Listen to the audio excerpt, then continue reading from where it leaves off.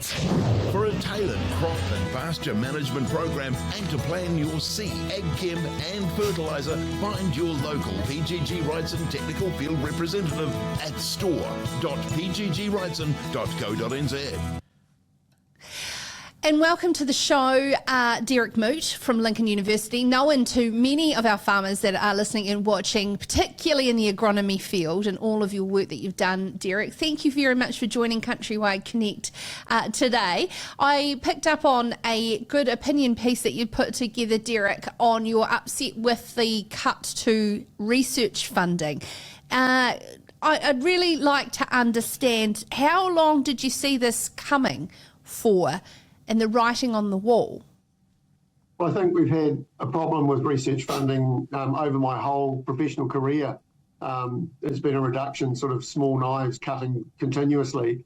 I didn't see the level of this cut coming from the agricultural sector that we've had announced to us recently. So I guess that was a bit of a surprise after we've had a restructuring of the Crown Research Institutes, with loss of capacity in those institutes over the last couple of years.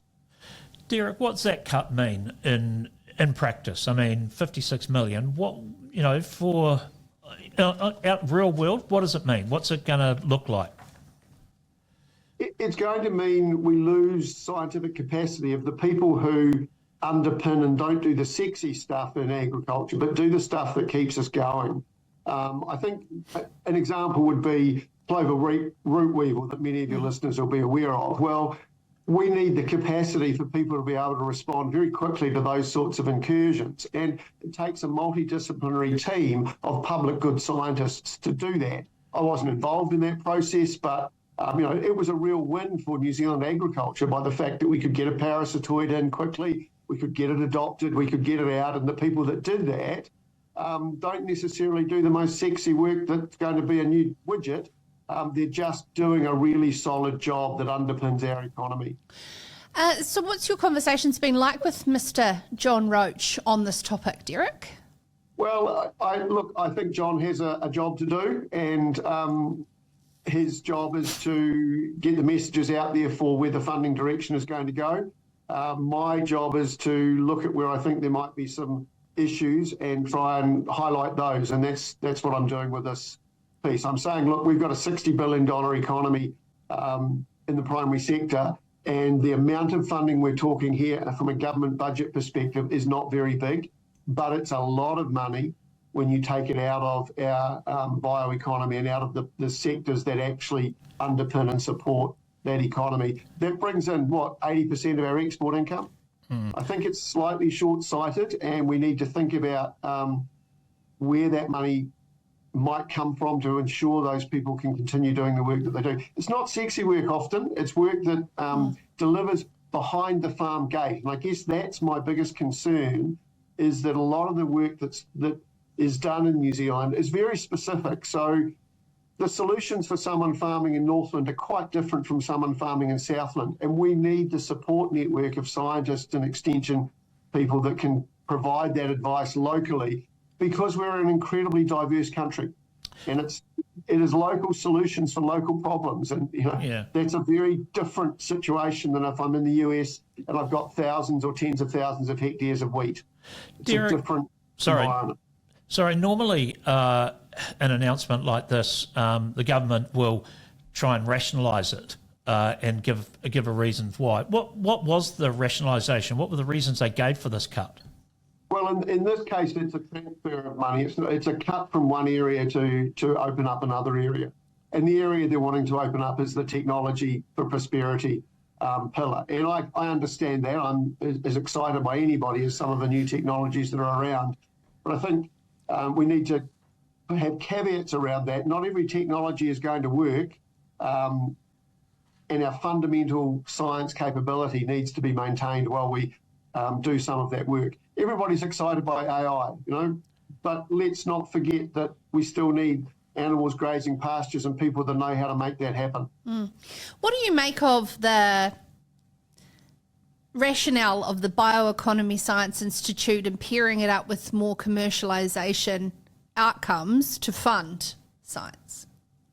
Well, I think that's always been the case. I think New Zealand did that 40 years ago. We said that our science direction has to have application. And so I think we've actually been world leading in doing that and trying to solve real world problems. But there's a component of that that still needs to be public good. So the questions and answers that a business may be interested in may not always be the answers that the public are interested in. And I think we need to have a balance between both of those situations.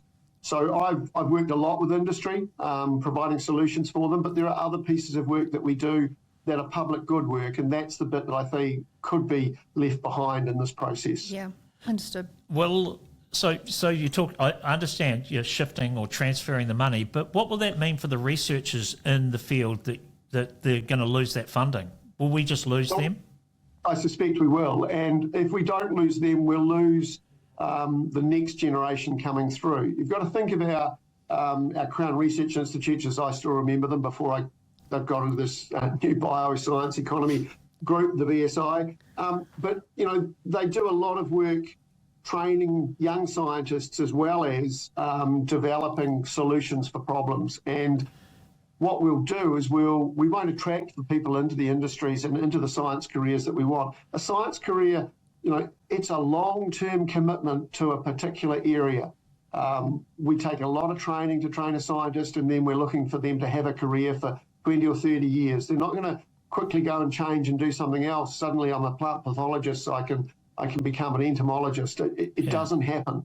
And we need those experts in the country. A foot and mouth disease outbreak. We need the people that can cope with that, and we're going to lose that capacity over time if we start eroding the capacity at this stage.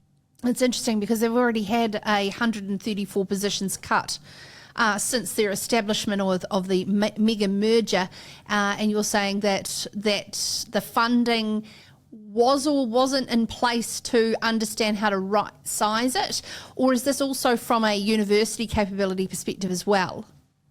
Well, I think both. The university and the science sector, they sit alongside each other. So the science sector in particular in the biological sciences probably hasn't been right-sized yet. If we take another $56 million out of that and transfer it from primary industries into technology, the people doing that work will be different people.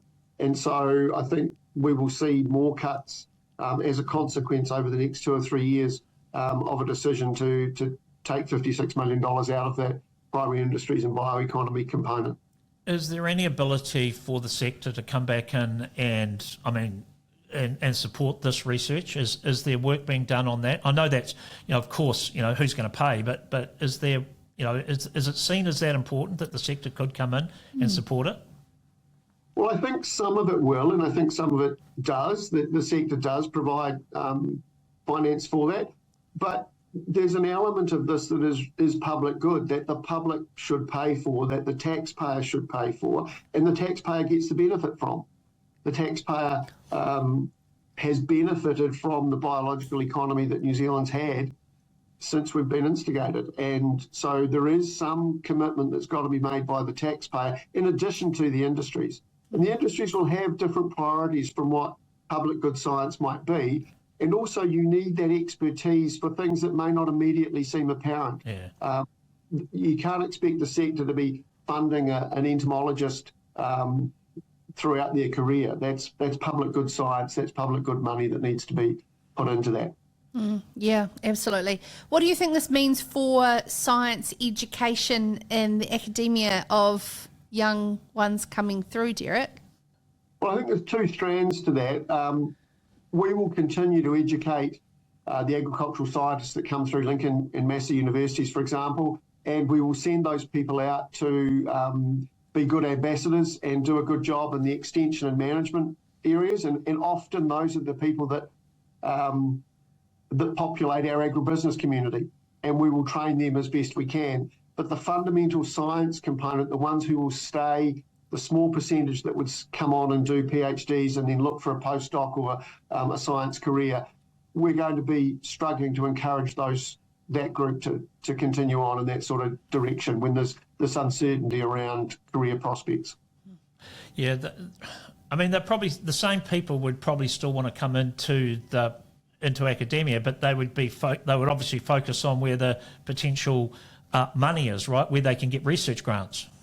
Of course, and if we look at how the Crown Research Institutes have operated since their inception, that's pretty much what they've done. And if you get a change of government, you often get a change of direction as to what the priorities may be. And this is another example of that. In my own case, just to highlight that, I actually didn't want to get into a Crown Research Institute because I wanted to do what I thought was right.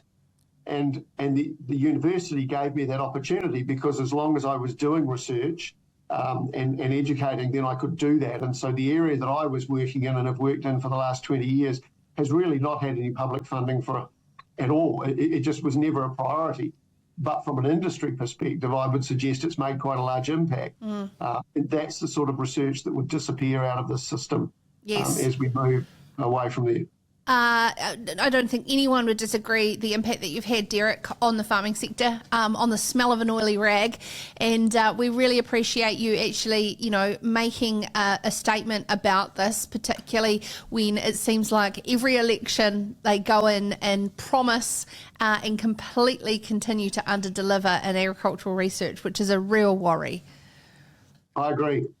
Yes, I just can't get over the small amount of funding that it is for the size of the economy that it brings in and the value that we add and the broader agricultural science community adds to our country. Yep. Yeah, exactly. All right, Derrick.